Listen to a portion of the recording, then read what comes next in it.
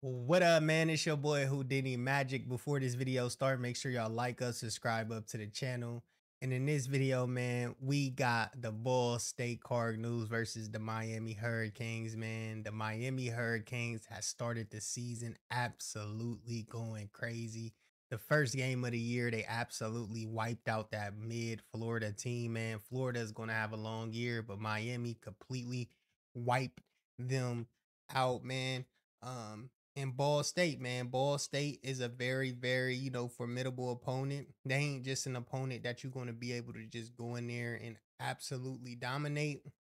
But the way Miami is playing right now, they're playing absolutely incredible after week 2. I actually have Miami as a top 10 team, and the AP poll has Miami at number 10, man. Miami is getting a lot of rep, especially after they dominated that Florida team and dominated FAMU last week, man. They were absolutely going crazy. But in this specific game, man, the key matchup that I'm looking at is the quarterback matchup. We got K Simonza with Ball State, 28 of 38, 262, 4 touchdowns, 1 pick, man. And look, man, we got Cam Ward for Miami. Cam Ward is a very, very good football player, very polished. Now, is he an NFL player? I don't know. He looks like an NFL player to me. I don't think he's an NFL starter caliber type player like in his first year. I think he's more so a development player, but he's a very good player. So far this year, man, he's already have thrown for 689 yards, 6 touchdowns, and 1 interception, man. He's 46 of 61. Completion percentage is very, very high, man. He complete more than he don't. So, man, like looking at that, man, is very, very encouraging for a Miami team that's finally trying to be back. Is the U back?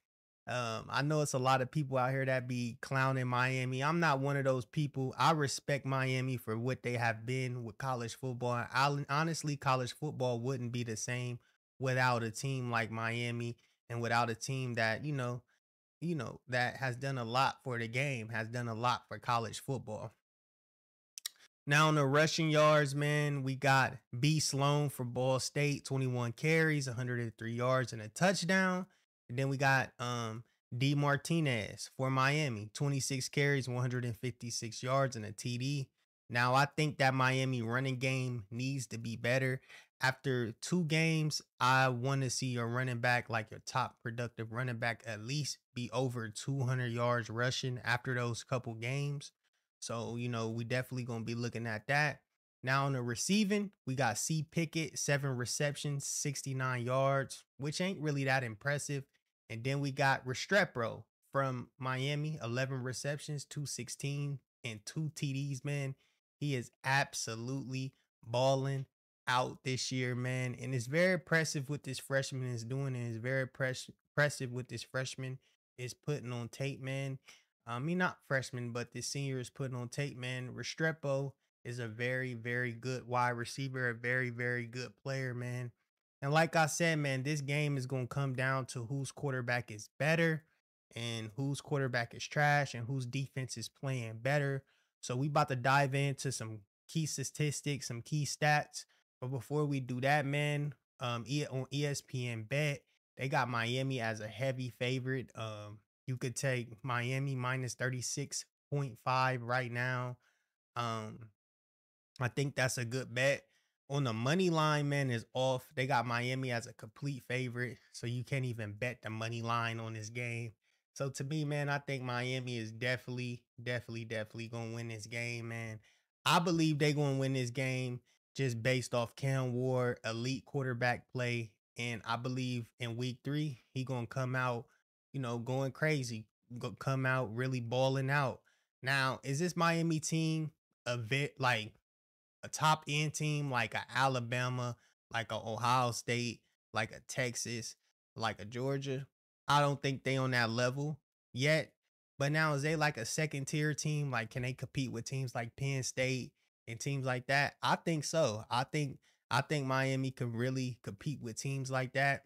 And I think they'll be a tough out in the playoff. They got a lot of talent over there. They're building a good team. But I do question Mario Cristobal's, philosophies and Mario Cristobal, the way he does things. I just cannot forget that game last year where Mario Cristobal literally didn't need a ball when they won a game. And then the team hit a game winning throw to give them their first loss of the season, ruined their whole season momentum. Their fans was crashing out, man. It was one of the worst losses of all time. So in them big game moments, Mario Cristobal really, really, really scares me as a person. He just scares me in those big moments. I'm gonna be honest with you. But now, man, we about to dive into some statistics, man, with Miami, man, from a game by game structure, a game by game basis. And man, first thing I like to look at is third down efficiency. Now, this is the game versus Florida where y'all completely dominated Florida. On third down, y'all completed 50% on third down, which is where I want to see. A 50% on third down team is a great team. Now, is that elite? I wouldn't say that's very like elite. I would really want you to be at 60 to 70% conversion on third down, especially versus a team like Florida, man, that, ain't really that good, going to get dominated in the SEC. Their coach is very, very questionable. Florida just ain't the same team. They just got a big brand. So, but 50% on third down this game, that was very impressive. 529 yards in this game was very, very impressive. Passing yards over 300 yards. That's what I want to see. Y'all do for 385. Y'all rush for 144. So y'all more of a pass heavy offense, which is incredible. Only had 2 penalties, totaling 26 yards. That cost y'all 26 yards. Y'all rushing per attempt was 4.4 yards per rush, which could be better. I would want like a team to be over 5 yards per carry, at least hit that 50% mark at 5 yards a carry. But where I really want to see that shows elite rushing attack is about a 7 yards per carry. And versus a team like, Florida, they're SEC team, so they definitely got talent on the defensive line. But that rush yards per rush needs to be better. Now, yards per pass is incredible, y'all.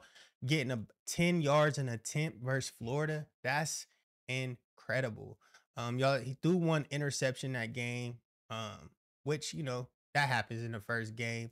But overall, man, it was a great outing, a great showing. Cam Ward absolutely outplayed Graham Mertz. 26 to 35, 385 yards, 3 TDs, 1 pick.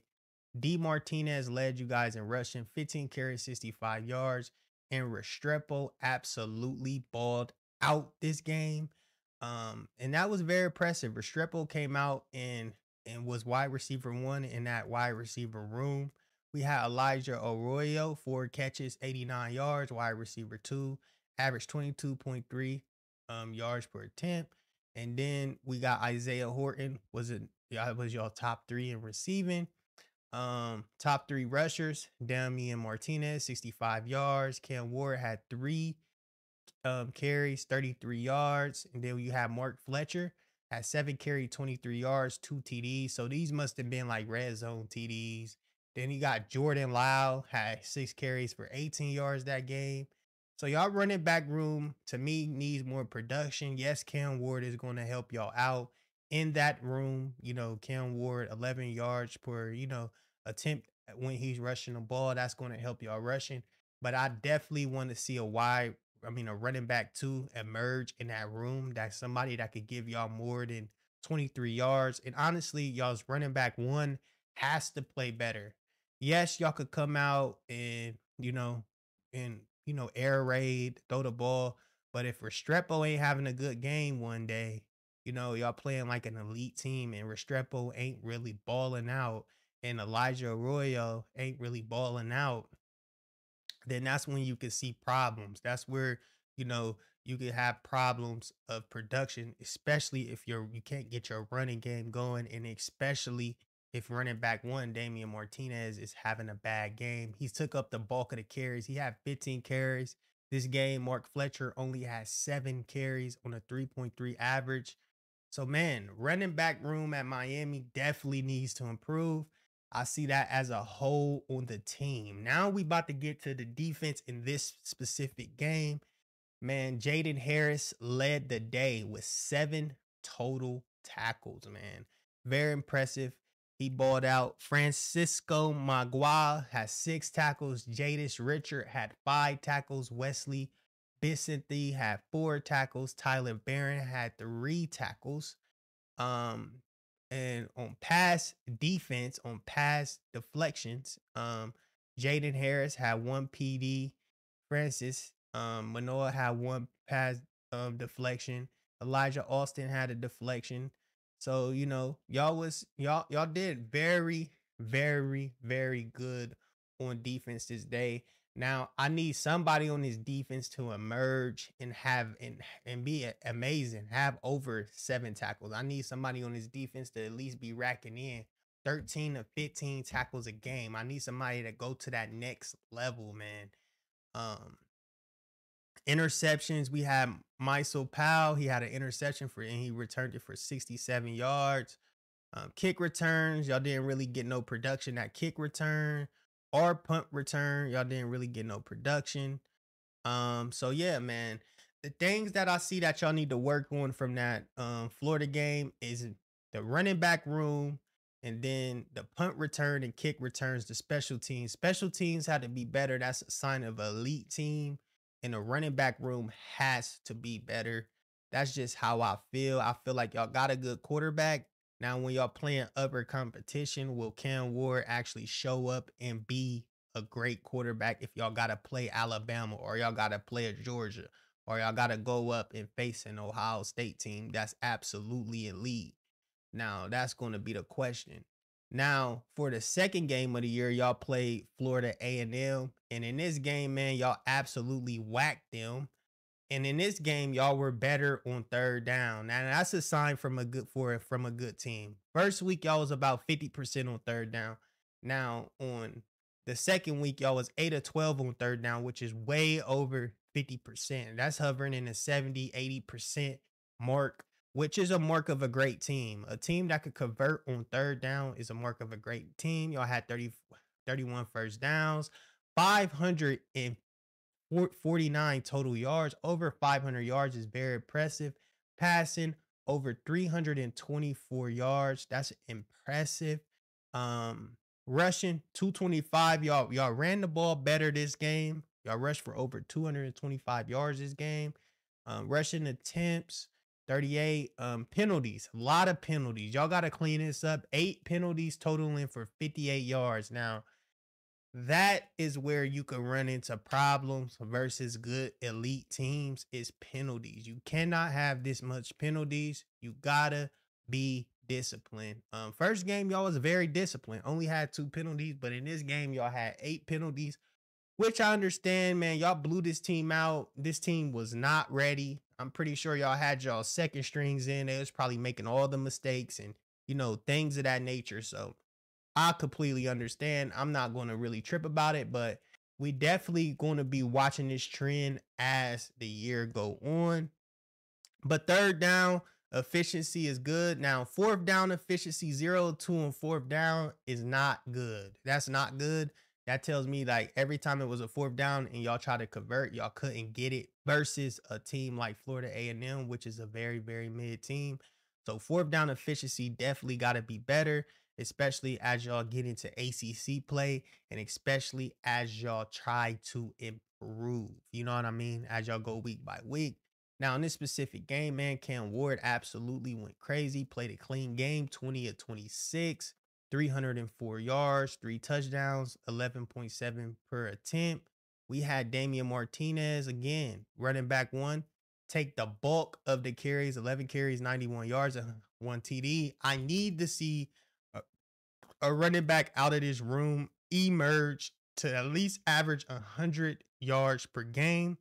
Then y'all got Mark Fletcher, came in at 5 carries, 42 yards, which is pretty good. He played very, very well. Probably better than he played in the first game versus Florida. 5 carries, 42 yards. Jordan Lau, running back 3, 6 carries, 40 yards. He probably got a lot of PT due to Miami blowing them out. AJ Allen, 5 carries, 25 yards. Cam Ward came to the table, gave y'all a rushing touchdown, and he gave y'all 4 carries for 13 yards. Very, very impressive day. Now, in the receiving department, man, Restrepo has absolutely been balling this year. Definitely Miami's wide receiver one, the most experienced wide receiver on the team. So like that's impressive. 100 yards, over 100 yards on 26.0 average. We got Isaiah Horton for receptions, 66 yards, 16.5 average. We got Samuel Brown. So from game one to game two, it was a different wide receiver one, a different wide receiver two. But Isaiah Horton stepped up as wide receiver two in this game. We had Restrepo step up, 104 yards. And like I said, man, all of this is going to depend on Restrepo. Will Restrepo ball out every game? Y'all need him to be Mr. Consistent and Mr. Reliable because he is clearly the best receiver that y'all have this year. Um, so yeah, man, y'all have to work on that. Y'all had a fumble, which was, cool.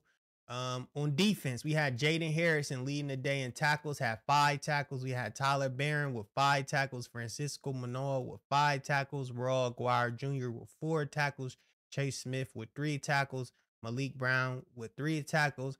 Like I said, man, we need someone to emerge as the alpha tackler. We need somebody on this team averaging at least 10 tackles, somebody that put fear in the offense, and that's just gonna make tackles, man. Tyler Barron, he showed up, showed out, had 3 sacks. That's a very, very, very impressive for one man to have 3 sacks. He absolutely balled out, man. Tyler Barron, that was an amazing performance, great performance. Y'all had an interception. Y'all had 3 interceptions this game. Secondary was definitely being ball hawks. We had a Darius Hayes come in, get a pick. We had Wesley Bissentine get a pick. We had Cam Pruitt get a pick. Kick return, we had 1 return, 40 yards. Ray Joseph had 4 returns, 37 yards on 9.3 average. And yeah, man, Miami has definitely been great these first 2 weeks of the season, man. I definitely expect y'all to beat Ball State and beat Ball State pretty handily. I don't think Ball State should be able to compete with y'all. So in this game, man, I got y'all winning maybe 40-10. I got y'all winning 40-10. I believe Cam Ward is going to absolutely ball out. And after 2 games, he's almost already has thrown for almost over 1,000 yards, man. And that is very, very, very impressive. Um, like I said, man, and y'all's team schedule, man, y'all got a favorable schedule. This is very, very, very good for y'all, man. Y'all got Ball State, then y'all play South Florida, then y'all got to play Virginia Tech. Then y'all got to play California. California at California.